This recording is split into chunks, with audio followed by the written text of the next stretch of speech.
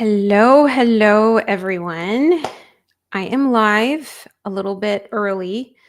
There are folks who are watching from LinkedIn and folks who are watching on YouTube, folks who are watching on StreamYard.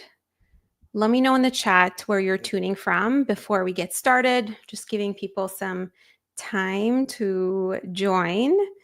So if you are watching this on StreamYard, there's an ability to actually say join the chat. You can click on join the chat and you'll be able to basically collaborate.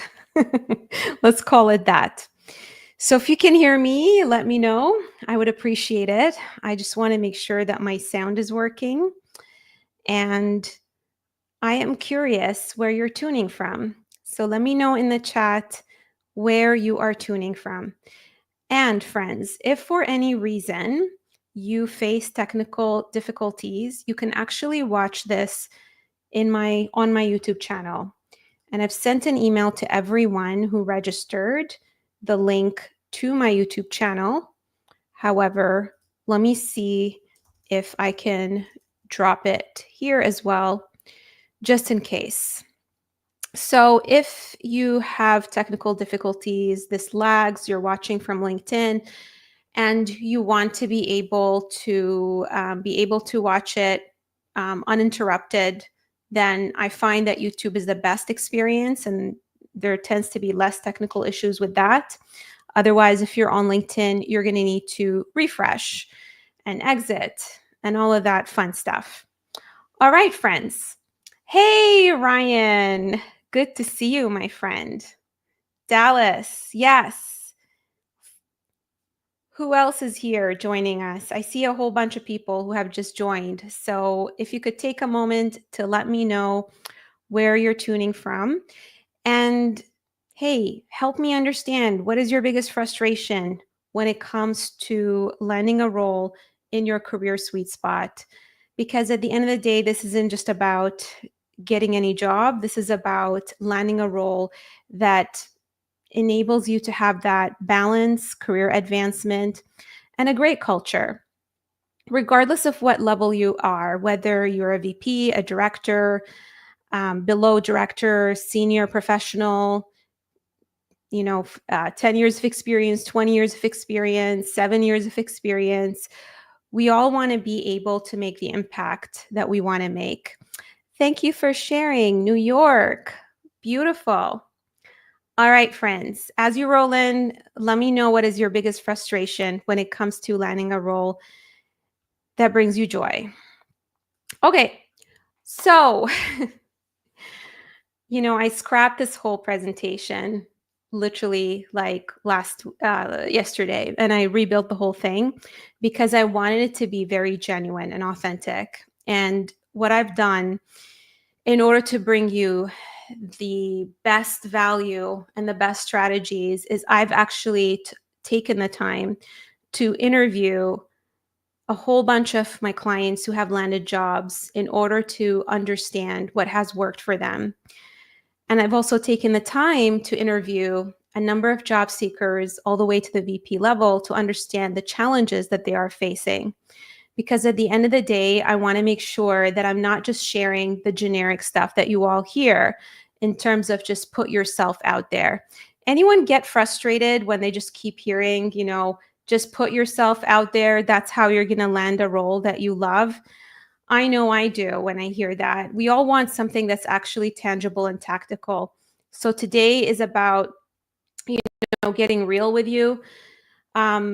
Talking about strategies that work in this market, because some of the things that you might have tried might have been working before, but they're no longer working. And I know a lot of you are frustrated with how there are a ton of applicants, how you might not be hearing as fast as you used to be hearing.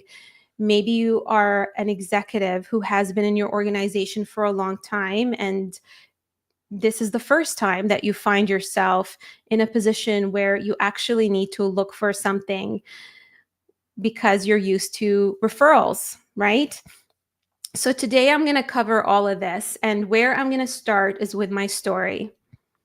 Oh, I see a whole bunch of people from Toronto as well. That's awesome. All over the world. Okay. So, gonna try not to be emotional, but you can see here a screenshot. 11 months ago, I decided to quit career coaching. And I share with you this story because some people think that I don't understand what it's like to look for a job, but I was exactly in your situation last year. And when I posted this, I got an influx of, people being sad, sharing with me how much I've impacted their career, telling me how happy they were, working with me. And honestly, it was heartbreaking for me to just be overloaded with all of these comments. But at the same time, I felt that I needed to leave career coaching. And I had no idea if it was going to be indefinitely, if it was just going to be a break. But that's what happened to me. So, like all of you, I was in a position where I had to look for a job. And the big reasoning behind it, I obviously loved coaching people. I loved making an impact in their career. But sometimes when you are going through some personal stuff, it's hard to be in a position where you're putting others first. And with coaching, I felt like I was not in the mental space to coach people. I had lost my 12-year-old dog, Furby, after 2 years of being his caregiver. I was taking him to chemotherapy treatments every 3 weeks. It was just a lot. I lost him. And sometimes when you're going through something traumatic, it just makes you start questioning what you're doing with your life. You start getting confused. Is it the unfortunate incident that happened that's causing me to feel this way? Is it that I'm in the wrong career? So that is exactly what happened to me. So, long story short, I had no idea what to do with myself. I was 4 years into building my business. I had never looked for a job for more than 4 years. So, the idea of me applying and putting myself out there, as much as I was teaching it to people, being in that situation, overwhelming. So, the story is that somehow an executive reached out to me. I did not apply for a job, I didn't network. I didn't do any of that stuff. And, I was always, building relationships, building my business. An executive reached out to me and um, he invited me to get on his podcast. It was a lot of fun. And I invited him to come to my podcast. And then what happened at the end of the podcast, he practically pitched for me to work for him. And I just thought, oh my God, that's crazy. I've never done this before. He wanted me to pretty much be a fractional CMO in his business. And so I landed the 6-month contract as a fractional CMO without even applying for the job, networking, or knowing anyone at his company or even knowing him. And so I want to pass on some of these lessons I learned for that to happen, because this happened despite, the tough economy. I mean, we can all agree that 2024 was also a very hard year. Um, and obviously, I want to bring those learnings to you. Now, even though I landed that 6-month role as a fractional CMO, I still felt like something was missing. I didn't feel happier than when I was in my business, coaching my clients. And I also had doubts going back to my business. And so I hired a lot of coaches to help me figure out basically what my career sweet spot is and translate all of my various experiences running my business, being in the corporate world for more than 15 years, wearing multiple hats, whether I was an agile coach, product manager, all the different hats that I wore, into something that I could do. But what I got instead was frustration from all these coaches telling me that I need to decide, I need to pick a lane, my niche is my decision. And I was really racking my brain, going through severe depression, questioning myself in terms of what was blocking me. Was it that I was bored from what I was doing? Was it just burnout from losing my dog and just working so hard in my business and literally carrying the whole weight on my shoulders? Was it the repetition? No one, what I found was challenging when I was talking to all these coaches is that no one understood the significance of what I offered. Have you ever had a conversation? I want to ask you, okay? Have you ever had a conversation, whether it was with a friend or someone who's interviewing you or a recruiter, and it just felt like they didn't get it? No matter how hard you tried to explain to them what you've done and the different hats you wore in your entire career, they'd get all confused. And that is exactly how I felt. I mean, tell me in the chat if you've been in that situation where you felt frustrated because no matter how many times you try to help people understand the uniqueness of what you do and the uniqueness of your skill set, they still don't understand you. So that's exactly how I felt. When I tried to explain to all these coaches what I did in my business, the many hats I wore, they kept asking me things that frustrated me. Like, oh, so you're a placement agency? So you are a recruiter? Are you a life coach? I would share with them stories of my clients, how their life has changed, how I helped a truck driver land, an agile mentor role at a gaming company, how I helped a doctor break into product, and they still didn't understand. And the more I repeated myself, the more I lost my confidence and felt misunderstood. I felt like an empty shell with no purpose for a while. And you guys, the work I did as a fractional CMO was amazing. I helped my client a lot. He was a great client. I increased his visibility. I worked with him to get speaking gigs and podcast, stuff, but I just felt purposeless. Okay.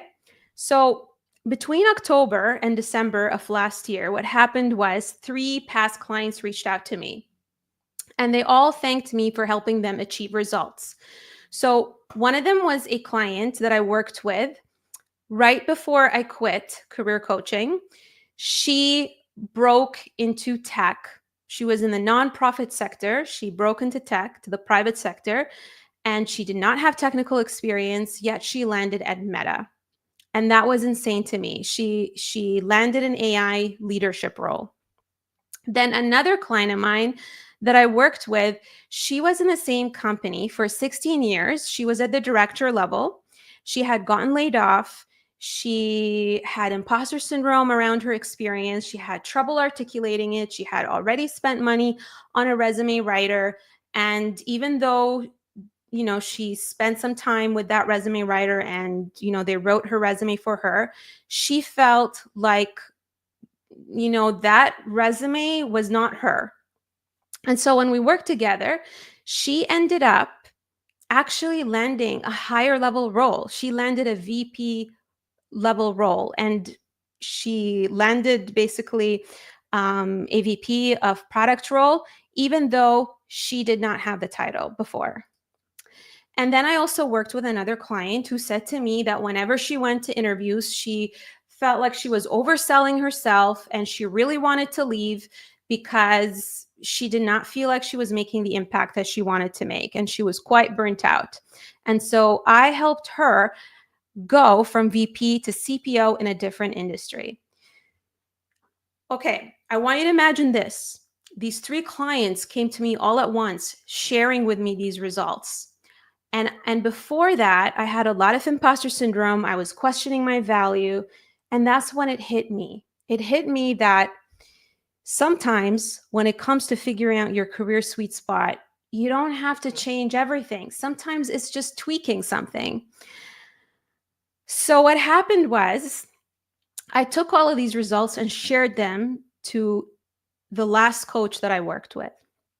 And that last coach was the one who helped me the most. The thing is, I'm the kind of person who doesn't give up on finding answers. And I didn't care that, I had to go from one coach to another coach to another coach to get the answer, because I was that determined. And I'm glad that I didn't give up, because that coach helped me have an aha moment. He said to me that, I don't think you don't like career coaching. I think it's just your business model. And once I fixed that, I've been having a lot of, joy helping people. But also, what these clients helped me realize is that, I help them get clear on their career sweet spot and their unique value. So in a sense, and this is so like heartwarming, they also, not only did I help them, get clear on their career sweet spot, but they also helped me realize my own greatness and my career sweet spot. So that's basically the story. So today, what I'm going to do, and I hope that this story helped you in many ways, and you've learned lessons from it, and maybe you're related to some aspect of it. Today, what I'm going to do is share with you the strategies that I've tested on more than 1,000 professionals in 8 countries. But not only that, I'm also going to share with you my personal lessons along the way. Okay, with that said, I did share with you that I've interviewed many professionals in the past couple of weeks. And like a good product person, I decided to gather all the insights and share them with you. And so what I want to do now is I want to go through some of these problems. And if you can do me a favor in the chat, tell me which problem you relate to the most, because that's going to help me know what I need to focus on.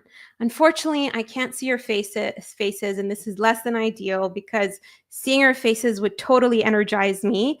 So do me a favor, because it feels awkward just talking to myself. I would really appreciate it if you engage. Let's make this collaborative. Let's bring the energy up. That way, I also get some feedback from you in terms of what to focus on. So here is the first problem I see. This is a very common problem, and whether you're currently employed or not employed, you may relate to this. So how many of you here, put in the chat 1 if you relate to this? You're dealing with constant strategy pivots from the C-suite or from the leadership team in general. And because of that, you feel as a leader, you have to constantly adjust. And you have to gather your team and scramble all over again. And you see them work hard just to have to change everything all over again. So how many of you can relate to this? Yes, 1. Believe me, I've been there, especially as an agile coach. And when all of these changes happen, you end up watching your team burn out, because they put all this effort, the strategy changes, and now they have to redo it all over again.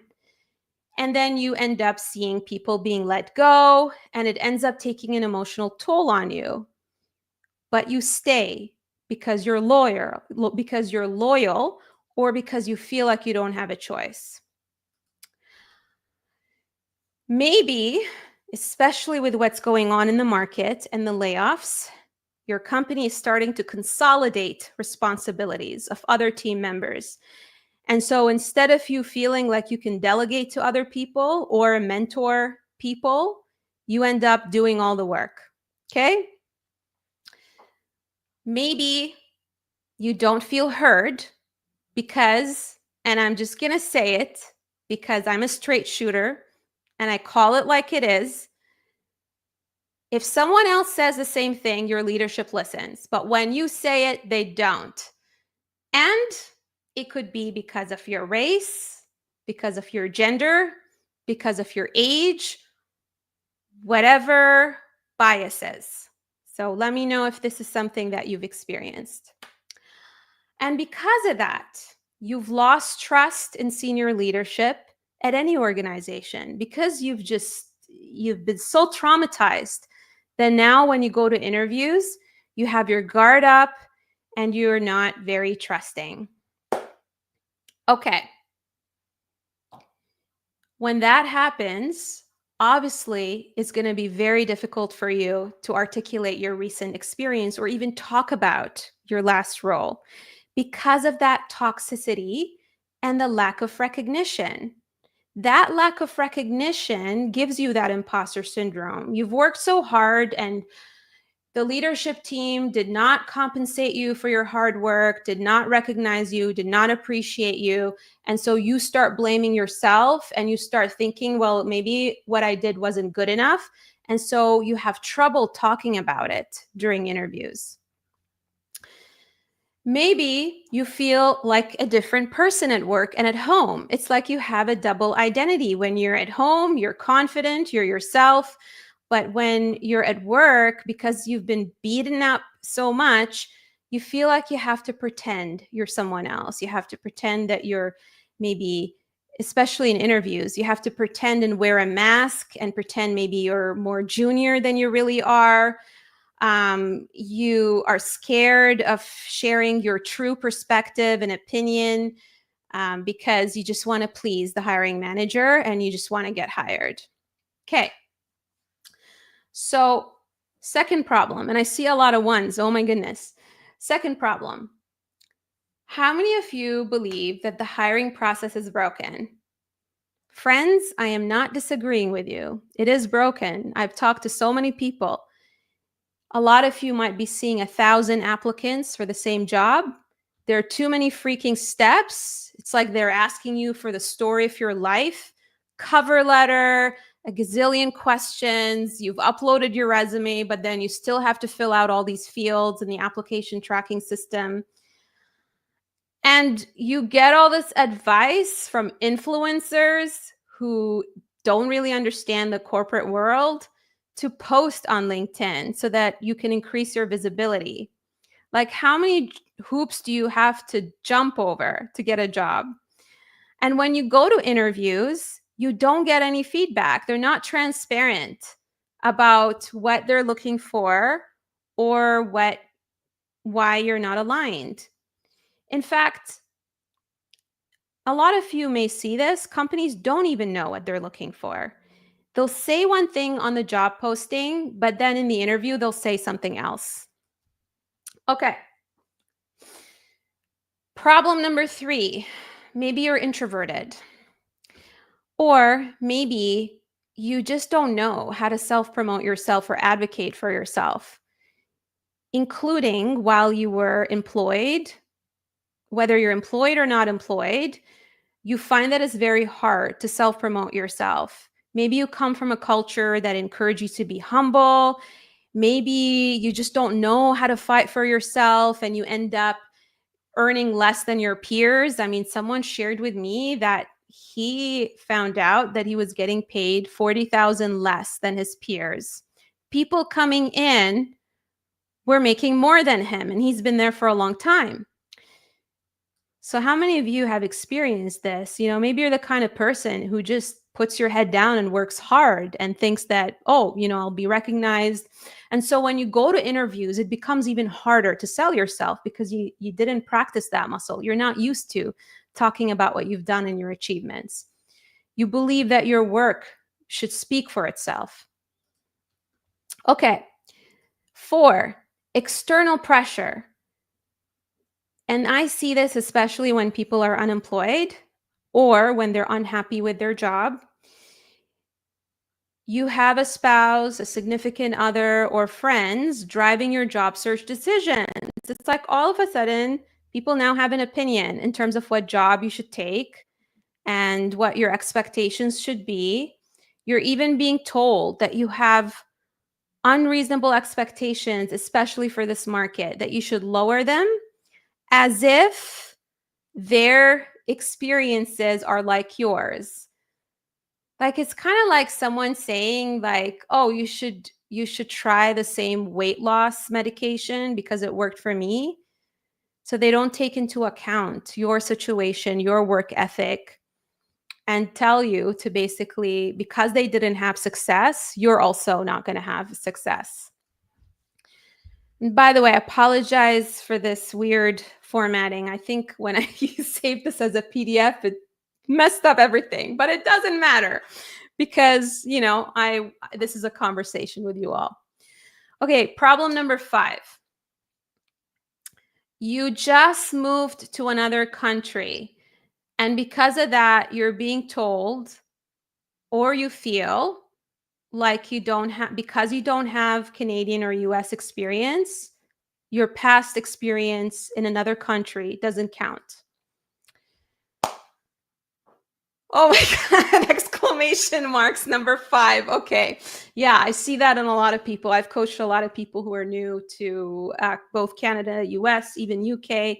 And this is a common thing that I really hate. Okay. So this is the part that is important that I want you all to pay attention to. Because today, obviously, I'm not going to have time to give you like 5 years worth of knowledge, right, in 1 hour. But instead of like giving you tactical things and you don't even understand like the why behind it, I'm going to give you the whole strategy. Obviously, if you feel that those strategies resonate with you, I encourage you to book a call with me. We can chat further. I have a free career diagnosis. But today is all about helping you understand the why behind them and giving you the high level strategy. Okay. So now what I want to do is tell you about the mistakes that you might be making. Because if you understand the mistakes that you're making, what that's going to do, it's going to save you time, so that you don't keep making them over and over and over again. Because guess what? If you do the same thing with the same thing over and over and over again, you end up achieving the same result. So the buck stops here in terms of helping you understand what you're doing wrong. Because I'm tired of hearing people say, no one is telling me what I'm doing wrong. No one is giving me feedback. So today I'm going to give you feedback. Obviously, it's not it's not feasible for me to meet with 60, 100 people individually. So this is why I'm doing this presentation, and this is why I spent a lot of time collecting all this information in order to help you understand your mistakes. Okay, so mistake number 1.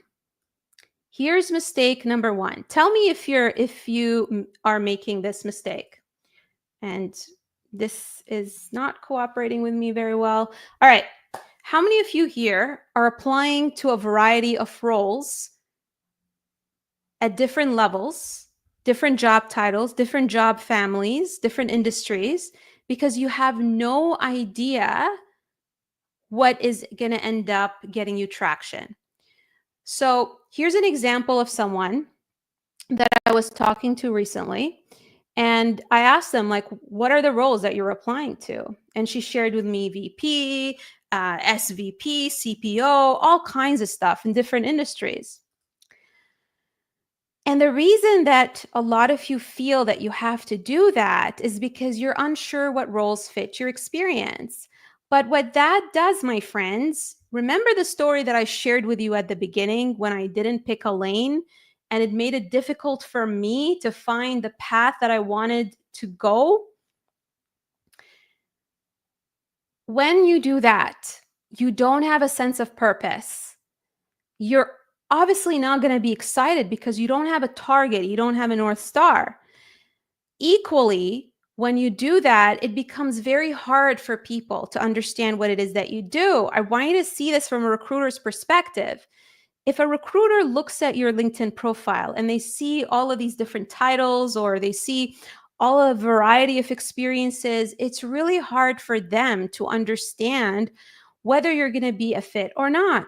Because organizations, they look for someone specific to do a specific job. Okay? That's the reality. And I know that no one sat down with you, went through your entire experience, looked at your personality, looked at your skills, looked at your life story, and mapped it to all the options out there. And this is why you're having difficulty. This is why when I work with clients, the first thing we do before we put a single word on their resume, before we talk LinkedIn profile, before we even talk applying for jobs, is we get clear on what that is, your career sweet spot. Okay? It's like, I'll go over it later. I'll tell you why later if you hang on. And I also have a surprise towards the end of the presentation. I'll give you guys my storytelling framework. Okay? And if you guys also want a copy of the framework, you can DM me later on LinkedIn and I will share it with you, like the actual slides. All right. Mistake number 2. Who here underestimates their greatness? Who here feels like, oh, what I did is not special? There's a ton of product managers out there. They do the same thing. There are a ton of VPs who do the same thing I do. There's nothing special about me. Who here experiences that? So I'll tell you why, okay? All of you here are sitting here. I'm pretty sure there isn't a single person here who thinks I'm like, oh, what I do is so special. I bet all of you, the fact that you're here at 7 p.m. Eastern on a Wednesday tells me that you're high achievers, okay? And if you are a high achiever, you have a tendency to take what you do for granted. That is because you have what I call the curse of an expert. I also call it unconscious competence. And that is when you have this ability, you're talented, and it becomes automatic for you. And when you're talented and things become automatic for you, and you may also have been doing them for years, it becomes very hard to break it down and communicate it. Just like a grandma who's been baking for like years. She's not going to give you the recipe. It's not written down, okay? And especially if you're raised in a family that discouraged you from bragging, or you've worked with a boss who did not recognize your work, you end up having that imposter syndrome. All right? The thing is, your work is not going to speak for itself. People can't read your mind. You need to be able to break it down and communicate it. Just like I'm taking all the genius of like 5 years and communicating to you all. I'm not assuming that you know all these things. To me, it's like, oh, I see this all the time, like a doctor who sees patients all the time. And yeah, it was hard for me to put this presentation together, to be honest with you. But I had to break it down for you all to understand it, right? Here's the thing. This is what the recruiter knows on the left-hand side. And what you know is on the right-hand side. And the gap that you need to fill is what the recruiter doesn't know about you, okay? All right. So even the simple things that you think are part of the job, you have to communicate, because if you don't, they're going to assume you don't have it. And that's why they don't end up calling you. Now, mistake number 3, you rely on an outdated job search strategy. Listen, when I say outdated, I'm not necessarily saying applying for jobs. I'm talking about some of this advice that people have been propagating for years, even before AI, with, oh, go and send cold emails to recruiters because the ATS is broken, and go network with 1,000 people. Networking is not new. All right. Networking is an old strategy. You applying to a gazillion jobs is an old strategy. Hundreds of cold emails is an old strategy. Using keywords is an old strategy. I've been hearing this even before AI became a thing. Except guess what? Everyone is doing that. And so what ends up happening is it's almost like you're in this long queue, right? Waiting for your turn. And the thing is, when you're using ChatGPT to write your resume, when you're doing what everyone else is doing and doing the cold emails, and when you're communicating the same way everyone else is communicating their experience in a very generic way, where you're not infusing your story, where you're not being where you're not bringing in who you are, you end up blending in, just like these movie posters. I guarantee you that everyone here listening to this, if you have ever been on another career coach's presentation, I can guarantee that there isn't another career coach who's presenting these ideas to you the same way I did or telling you a story. Okay, this is why you're all listening. I'm looking at the number of participants here, and it's the same number. Why? Because I am telling you my story differently. And if you want to be able to engage, recruiters and hiring managers and retain their attention, you have to present your ideas in a different way. It's not about visibility. It's not about volume. If it's just about volume, then all the products on Amazon are going to sell out. But if you think about it, there are products out there. They're all the same. But why do you go to that coffee shop? Why do you buy that product? Because it's presented to you differently. Okay? I just want you for a second to imagine a hiring manager reading the same generic thing over and over again. Seasoned leader, seasoned product manager, launched a product from 0 to 1. This is why you're blending in, because you're sounding like everyone else. Okay? So mistake number 4. This is something that I have seen at all levels, whether you're junior, whether you're senior, whether you're even a VP level, C level. Jeff, the CEO that I worked with, who's a founder, he hired me to help him increase his visibility and build his brand. And even with him, who is an amazing leader, who's successful, he had difficulty being concise. Some of you have a tendency of over-explaining yourself, and some of you also have a tendency of under-explaining yourself.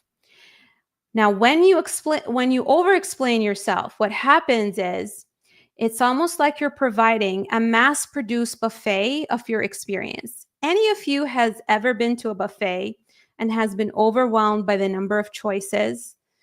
And have you noticed that the quality of the food is not that great because it is mass-produced? So when you are sharing everything on your resume, and that comes from not knowing what to focus on and your sweet spot, your ideal job, you're trying to please and you're trying to, get into the recruiter's head, and you're trying to take the job posting, put it on ChatGPT and ask ChatGPT to tell you like what to put in, right, on your resume. And you're just trying as much as possible to dot the I's and cross the T's. What you're doing is you're watering down the information instead of going deep. Instead of showcasing your 3 best dishes like an upscale restaurant. Who here has gone to a very expensive restaurant? Do you think they have 100 items on their menu, or do they have very little items on their menu, right? The latter. The other thing that a lot of you do, especially when you're overwhelming the hiring manager and the recruiter, is you're very unstructured in your responses. And if you ever have listened to thought leaders like Simon Sinek, for example, you're going to start noticing that they structure their information into frameworks, into systems, into patterns, into themes, into buckets. And when you are moving up at an organization and you're in a position of team lead, director, more importantly, when you're moving towards a C level, you are expected to be able to speak in a very structured way. Okay? Anyone relate to the buffet analogy? I'm kind of surprised that not a lot of people shared that they relate to it, because this is something that a lot of people said to me that they 100% relate to. So type 4 in the chat if you relate to over-explaining yourself. The last mistake that I wanted to share with you is you end up sounding like a car salesperson in an interview. You pitch too hard. You make yourself the hero instead of the guide, instead of the trusted advisor.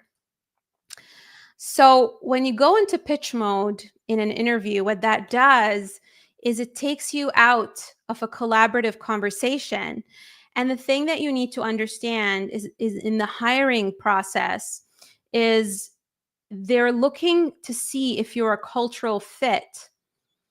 And especially when you are in a leadership position, you're going to be communicating your strategy to other peers and stakeholders. So if you're not able to have this collaborative conversation, how are you expected to be able to do that in a job setting? And the other thing that I see people do, especially when they go into that pitch mode, is they're so in their head trying to perfect their answer that they ignore the social cues from the other person in front of them. They don't notice that the person is losing interest, as an example.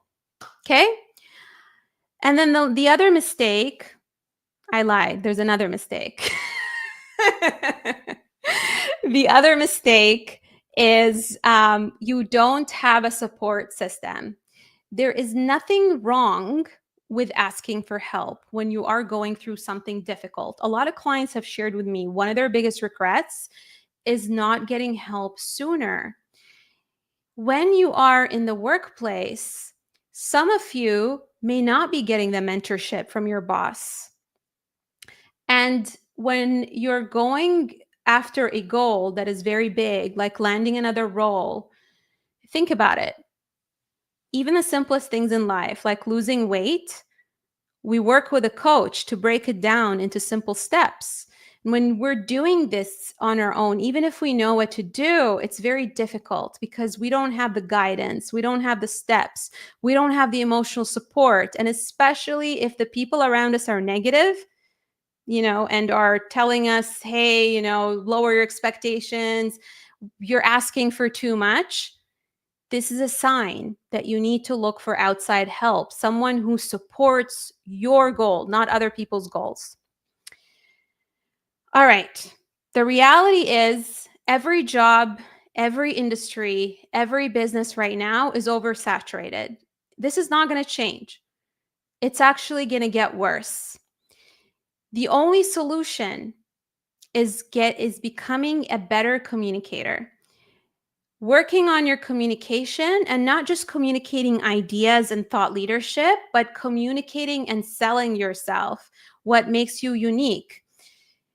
They don't teach you these things at school. There's a lot of emphasis, especially if you come from a different culture, on degrees, certifications. But the reality is you can have all the degrees and certifications. You can be amazing at the work you do. But if you don't know how to show people you're good at it, then you're going to have trouble getting hired and moving up. All right. In order to fix these mistakes, we need to completely shift how we look at landing jobs. And frankly, not just a job, because what I'm teaching you here is not just about landing a job. It's about progressing in your career. It's about having a better career. It's about being more influential. It's becoming a better leader.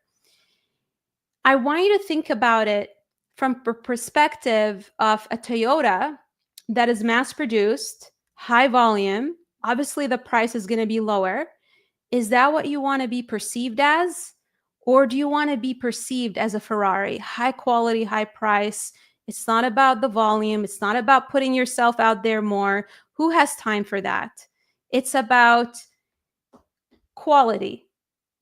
You might not have a lot of opportunities to be in front of a CEO or to be in a networking conversation, but when you do, if you do it effectively, then you're going to get a great opportunity. Just like how I got a once in a lifetime opportunity where a CEO reached out to me to help him to hire me as a fractional CMO, and I didn't blow it, right? Because of the way I communicated and presented myself.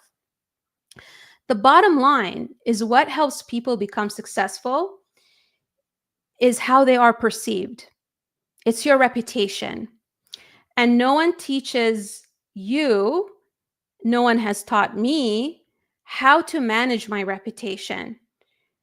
We've all been taught to be good at what we do, but we've never been taught how to manage our reputation. And I will tell you, most of the time, the people who move up, win the elections, whatever, it's how they're perceived. Okay?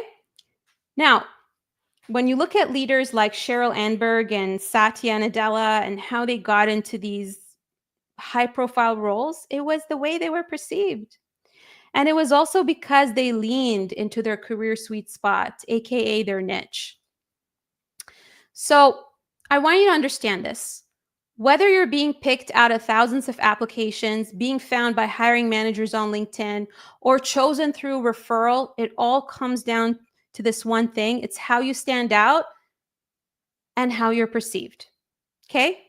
So I narrowed it down to a simple 3-step framework for you. The first one is you need to define your value proposition, because when you don't know your competitive advantage, you're not going to feel motivated. You're going to feel like, what's the point? And the reality is you might not have considered all the options out there. You don't have the knowledge of what those options out there too, because it's like you're in a jar looking at the label. This is why I struggled with figuring out my career sweet spot in 2024. I needed someone who looked on the outside to help me connect the dots in terms of what I do. When you are not clear on your value proposition, what happens is you spread yourself thin and you don't go after what you deserve with conviction. You don't have the confidence. Except we all know that knowing your value proposition is not enough, because you need to know how to communicate it. So this is why it's important to know how to tell your career story, right? This isn't about resume. This isn't about LinkedIn. These are all tools. These are channels of communication. Even networking, that's a channel of communication. That's a visibility channel. What is important is to know how to tell your story. So regardless of what visibility channel you use, people get it. They're able to connect the dots. They understand what you did, and they don't tell you we went with another candidate, even when you check all the boxes. Now, what happens? Even if you know your value proposition and you know how to tell your career story, a lot of you are still not going to get the offer because you need step 3. And step 3 is knowing how to position yourself as a guide. This is the key that I talk about when it comes to your professional charisma and when it comes to influencing how people perceive you as a nice person, as someone who's a cultural fit, as someone who's going to get along with them. This is why when you're sitting there and overwhelming people with all of this information, you don't get hired. So how do we show that executive presence or professional charisma?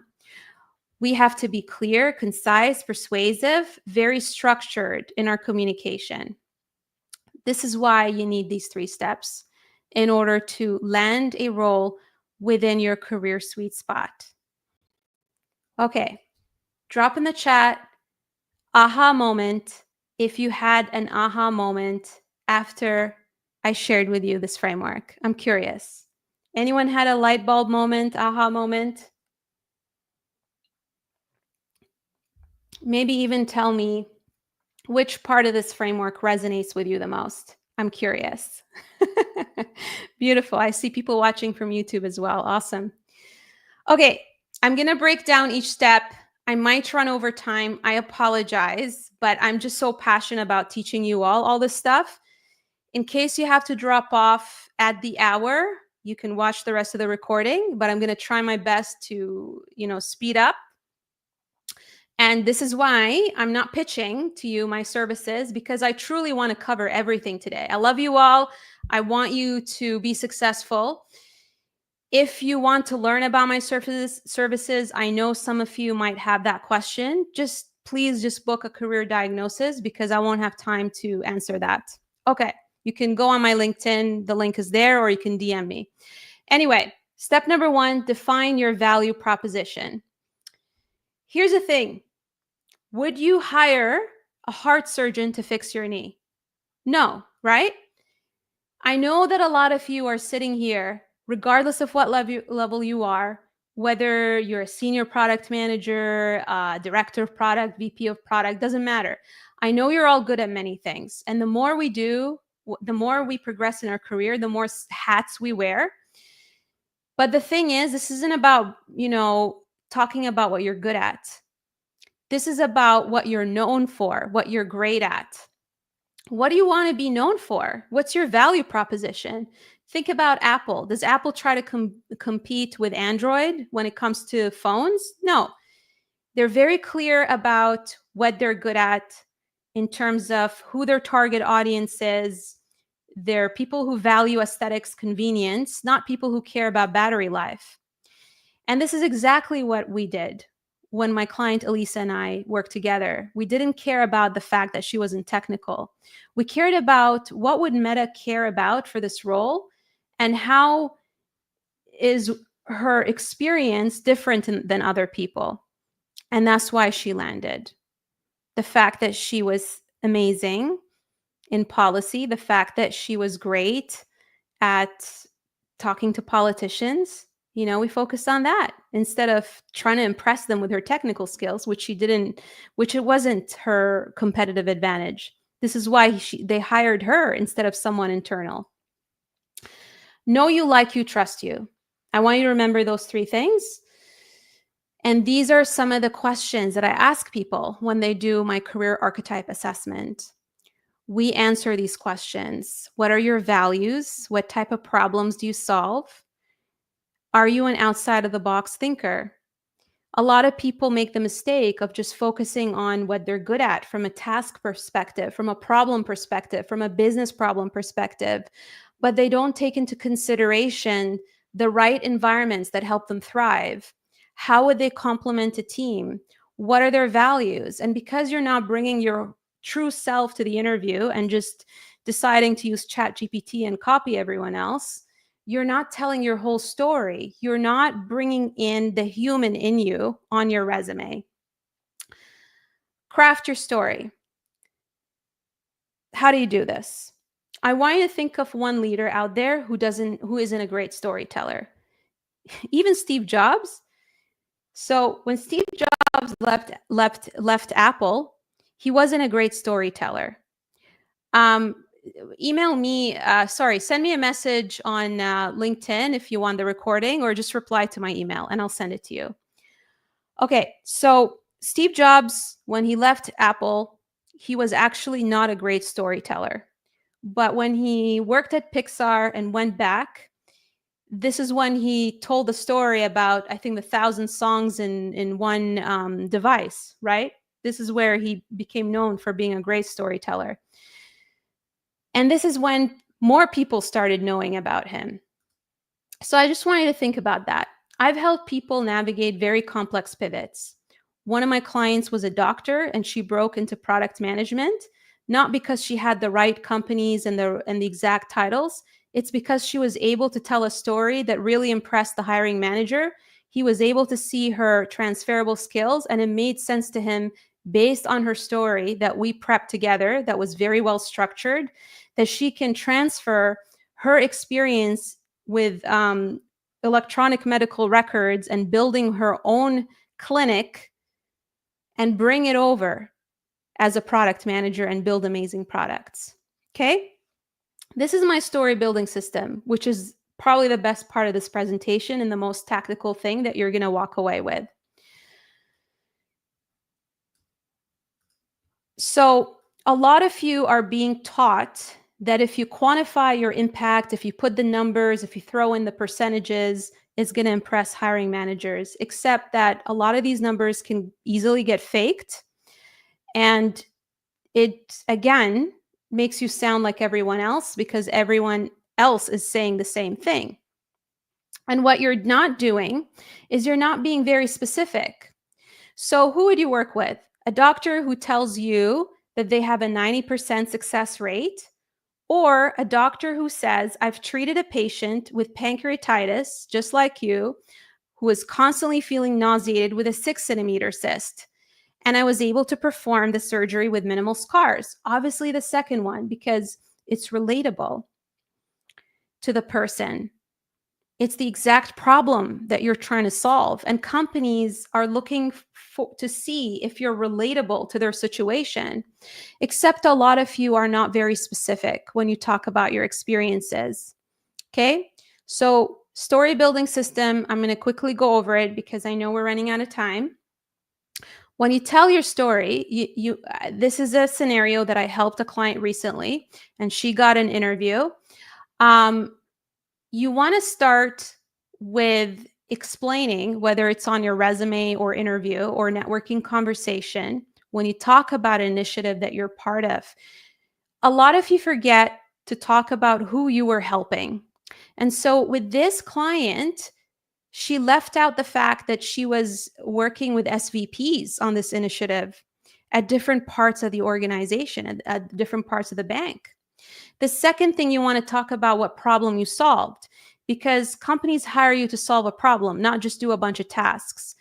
The higher level you are, the more senior you are, you want to tie it to the overall business objective. You want to talk about the why behind the problem. So, for example, employees weren't logging into a platform that the bank spent over $1 million building and constantly sending emails to HR. So you need to help them understand the complexity of the problem. Why is this such an important problem to solve? In this situation, this bank spent a ton of money on training and employees didn't use it. And instead, what they do is bog down the HR people with a ton of emails, wasting their time. The third thing you want to do is you want to talk about your role. So many of you, when you answer interview questions or when you talk about what you've done on your resume, you use the word we. We built this, we did this. They're not hiring we, they're hiring you. They want to know where you fit in the organization. They're not going to guess that based on your title. And many times your title is not reflective to the extent of your responsibilities, especially if you're doing so much, right? So in this situation, this amazing person was a learning and development manager. She was, she had ownership over the entire strategy. So she was working above her level. And so in her current agency, her title is not reflective of what she actually does. And by telling her story the right way, she was able to interview for a manager, senior manager level role. The other thing you want to talk about is the challenges and the friction you face. Some of you make it sound too easy what you've done. You obsess over the impact and the wins, but actually a lot of companies don't care too much about the outcome. I've been on projects that didn't complete, but companies hired me because I shared with them the insane challenges that I navigated and how I navigated them, and they hired me because of that. And then, of course, you need to talk about your unique approach. What is it that you brought in when you solved a problem that was unique? So in this example, my client talked about how she challenged leadership and said, guys, what if the issue that we're solving here is not to create another training program, but to actually educate people on the value of the training in order to get buy-in? And that impressed the leadership team.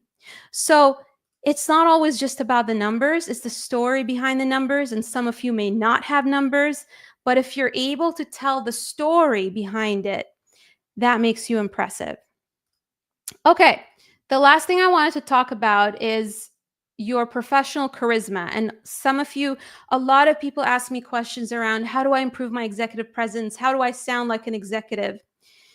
If you want to position yourself as an executive, it's not just about being structured and concise. It's also about building rapport with people, okay? Because the higher up you are, the more influence you need to have. And the way you influence is not just by giving people information, it's by emotionally influencing them. This is why I told you guys a story at the beginning, right? Because I wanted you to see the human side of me. Now, the other thing you need to do is you need to be a good doctor.